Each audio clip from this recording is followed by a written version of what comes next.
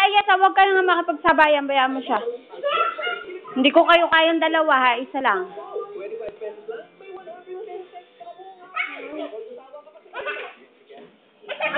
Ayesa, amanas ka na. Teka dito. Hindi. Baka dinala niya hindi.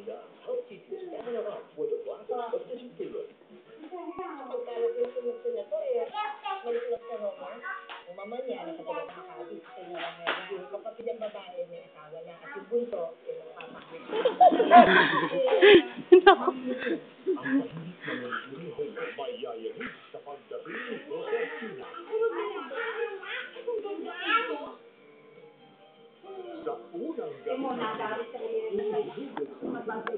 Saan ba?